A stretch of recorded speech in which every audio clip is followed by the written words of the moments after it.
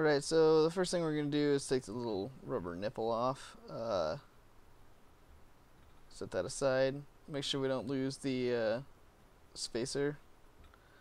This is the hardest part for me because my circlip pliers are pretty cheap and they kept bending, but we're going to remove this circlip while I'm struggling with that. You'll notice that I don't have starter shoes because I've already took them off. On this bell, my starter shoes had already actually exploded, which is a pretty good reason to get the one-way bearing. Otherwise, you know, a lot of people don't like the deceleration, or maybe you don't want to run a pull start. So, you know, for 40 bucks, this is pretty good. So I get one side out, and I'm just going to try to walk it out with a screwdriver. And ping, there it goes. Anyway, thankfully I didn't lose it, but let's set that to the side. Next, get a block of wood, 10 mil. Seems to fit pretty well. We're going to just pound it out. This is going to push on the spacer in between the bearing on the outside and the needle bearing. The needle bearing is still in there. Both of these things are super dirty. Really, really old grease. So we want to make sure that we clean those up before we put them back in. So now we're going to get the needle bearing out, and I'm going to use a 14 mil. Just give her some light bangs. I'm not hitting these things too super hard, I'm just giving them some nice medium bangs. So we got the needle bearing out. I'm just going to wipe a lot of that crud off real quick. And I don't want to lose the stock stuff because you never know if you get a Hobbit that's exploded and you don't want to buy a one-way bearing or what have you. It's just good to keep these. So, clean it off really quick.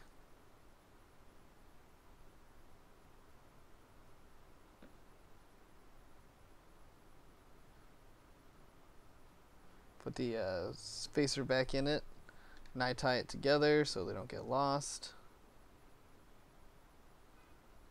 And I personally have some PA51 bells, and I'm probably going to do this too, so I just want to make sure that I label them correctly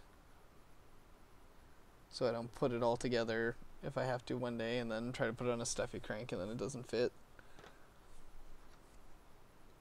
So that's removed and that's done, so let's set that off to the side. Here's the one-way bearing. This is very, very important. You're going to see these this rough edge where it's wavy and then a smooth edge. The smooth edge goes towards your bike and the rough edge goes away from your bike. If you don't, your one-way bearing is not going to work at all and it's going to do the opposite of what you want it. So we're going to set it in there. To put it in, I switched to a 15 mil just because it seems to sit over the lip better.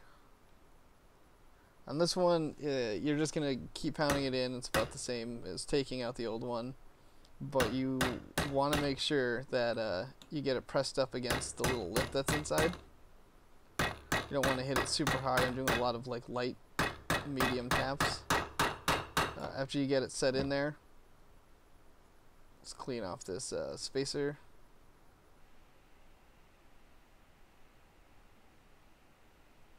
Set it in there. Nice and pretty. Now this next part takes a little finesse. We're going to put that bearing back in. I had just cleaned it and re-greased it. So the closest I found is a 19 because when you're pushing bearings in, you want to make sure that you're only pushing on the outer race. And because I think like a 20 or 21 mil probably would have fit it probably perfectly, but I don't have one, so 19 works fine. I'm just walking around the edges. Just trying to make sure that it goes on straight. When you get it in there a little bit, you'll feel it you'll feel it straighten out and then it'll go straight down. And that's when I just lined it up with the edges as best I could and just started hammering her down. You'll see I'm checking a lot as soon as I get it kind of deep or at least flush. And it's because what I'm looking for is the little lip, little inset that the circlip goes into, because if the circlip can fit in there, then I know that it's set correctly and Everything's nice and snug.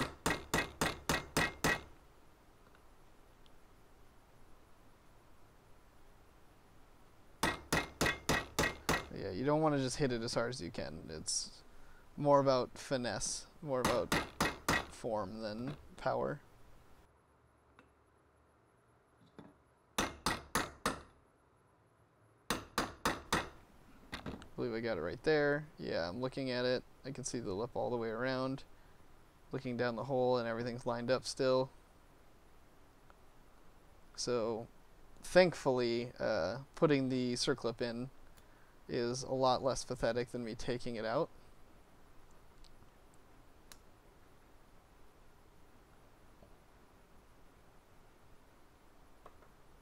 Just get it closed, guide it in, and then boom.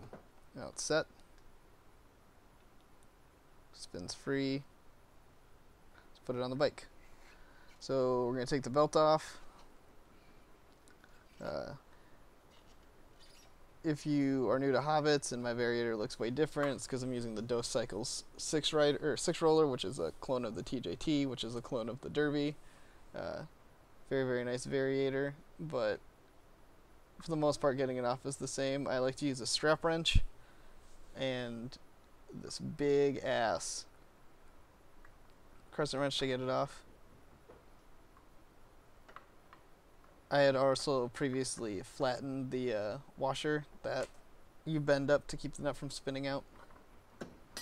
But I find a strap wrench works pretty well because you can just push it right against the pedal.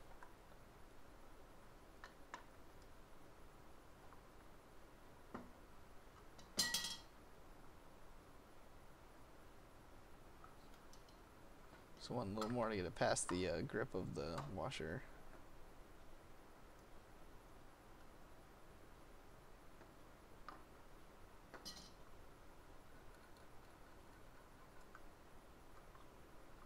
Sometimes the washer likes to stick a little bit. It'll turn in there just a hair enough to get stuck.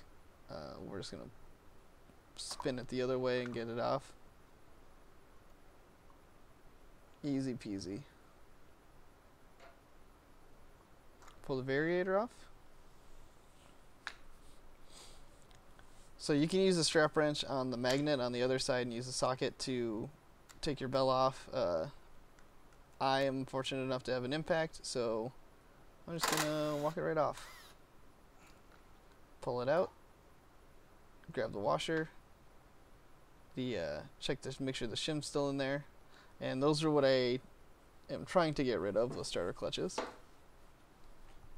I had a spare bell laying around, so instead of pulling it apart and then putting it back on, I just decided to do the one-way bearing conversion and swap them out. We're going to put the bell back on. Now we're going to insert the spacer.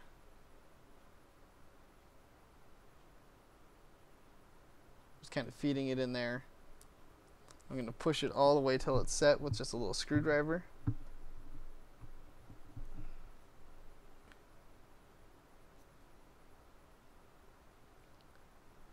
Next for the washer. Don't want it falling out, so I'm just going to get that set as well. Then I'm going to start the thread on the nut.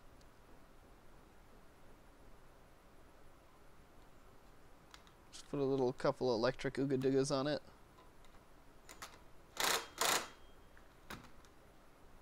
And I'm testing it here, and it is very hard to turn counterclockwise because it is turning the motor over now. So it spins completely freely in the other direction so the bike can idle.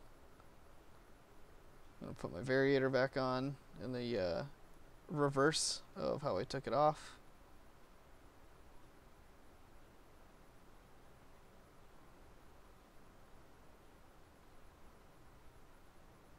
Finding the thread.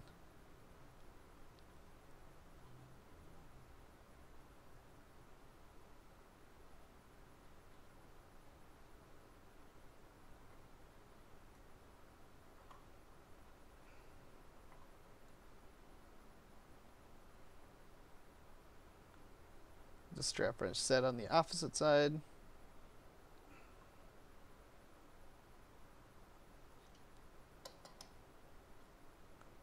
and just really tighten her down, because I don't want to send my $95 variator flying down the road.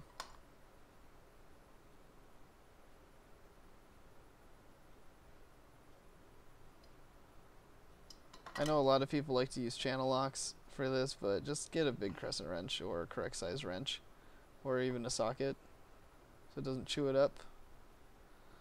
Put the button on it, put the belt back on, and we're ready to try it out.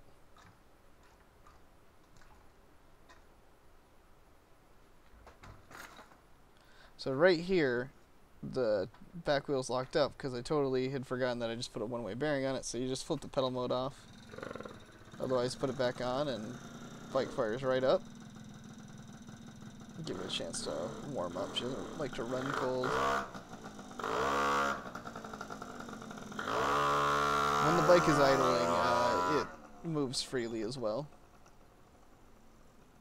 But for the most part, from start to finish, this took about 30 minutes. So, yeah.